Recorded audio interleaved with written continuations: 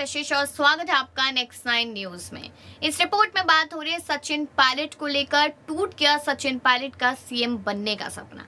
इस बात को सच माना जा सकता है क्योंकि जो संभावनाएं कहीं ना कहीं नजर आ रही थी कि शायद आज नहीं, कल नहीं, परसों जरूर कोई जिम्मेदारी दी जाएगी, उनका नाम जरूर सीएम पद के लिए आगे किया जाएगा, उन सारी बातों पर रोक लगती हुई नजर आ रही है। क्योंकि यहाँ पर साफ तौर पर कहीं ना कहीं ये जग जाहिर हो चुका है कि कांग्रेस पार्टी जो दाव लगाएगी वो यहाँ पर पायलट पे नहीं, गहलोत पर ही लगाती नजर आएगी। और अब पायलट क्या कोई कदम उठाएंगे, ये बात यहाँ पर सवाल बन रही है। अगर देखा जाए तो पायलट के गुट ने और पायलट ने काफी ज्यादा मेहनत की। 25 सितंबर 2022 का दिन तो ऐसा था कि जब कहीं ना कहीं पायलट की ताजपोशी हो ही जाती, लेकिन नहीं, ऐसा नहीं हुआ। और गहलोत गुट के विधायकों ने यहाँ पर बगावत दिखाई, सीपी जोशी के दफ्तर पहुंचे और उनको जाके अपना इस्तीफा सौंप दिया। 91 विधायकों की बात हुई थी, लेकिन उसमें से सिर्फ जब अब जानकारी सामने आई साफ तौर पे, जब हाईकोर्ट ने लताड़ लगाई, तो 81 विधायकों ने अपने इस्तीफा सौंपा था।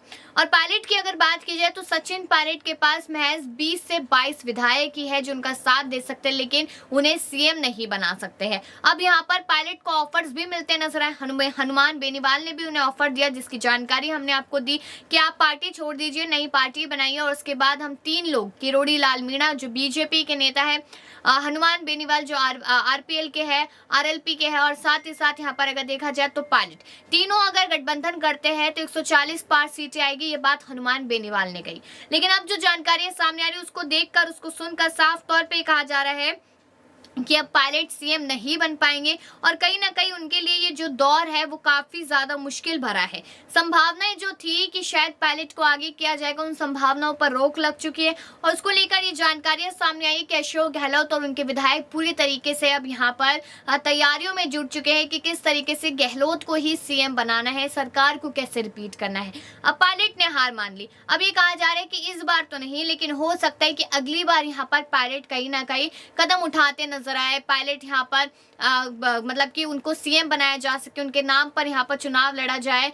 जिस तरीके से 2020 माफ कीजिएगा 2018-17 में भी इसी तरीके से किया गया था, लेकिन उन्हें धोखा ये मिला और साफ तौर पे देखा गया कि वो धोखा अब 25 सितंबर 2022 को क्या कुछ हुआ। और अभी भी इस साल भी कयास लगाए जा रहे थे, लेकिन अब डर है कांग्रेस पार्टी को कि कोई भी बदलाव किया जाता अगर कांग्रेस पार्टी में, तो जो चुनाव के समय पर पंजाब में हाल हुआ था वही कहीं ना कहीं हाल यहाँ पर राजस्थान में भी होता नजर आएगा। इसलिए यहाँ पर कांग्रेस पार्टी कोई रिस्क नहीं लेना चाहती कि ऐसा ना हो कि अगर हमारी हार ना भी हो रही हो तो भी हमें हारना पड़े, क्योंकि एकदम से कुछ ही महीने रह गए चुनाव में। जनवरी खत्म होने वाला है, नवंबर में चुनाव है, तो इतनी जल्दी नहीं किया जा सकता। सूत्रों के हवाले से तो ये भी खबर सामने आई थी कि 4 साल मुख्यमंत्री गहलोत रहेंगे और 1 साल यहाँ पर पायलट रहेंगे, लेकिन ऐसा कुछ भी देखने को नहीं मिला।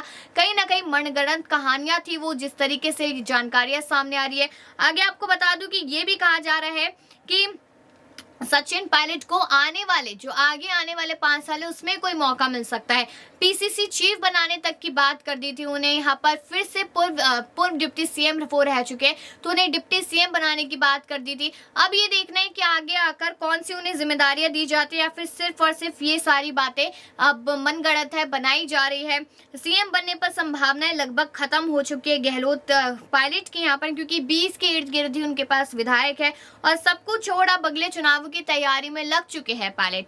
यानी कि बस अब उनकी नजर में ये है कि जैसे तैसे कांग्रेस पार्टी को रिपीट कराना है, वरना कहीं ना कहीं तो ये भी सोचा गया था कि कई पायलट दूसरे सिंधिया ना बन जाए, लेकिन उन्होंने ऐसा कुछ नहीं किया और अभी कुछ कयास लगाए भी नहीं जा रहे ऐसे कि वो सिंधिया बनते नजर आएंगे कि यहाँ पर पार्टी को छोड़ देंगे, अपने विधायकों को ले जाएंगे और उसके बाद यहाँ पर बीजेपी में चले जाएंगे, जिस तरीके से ज्योतिरादित्य सिंधिया ने किया था।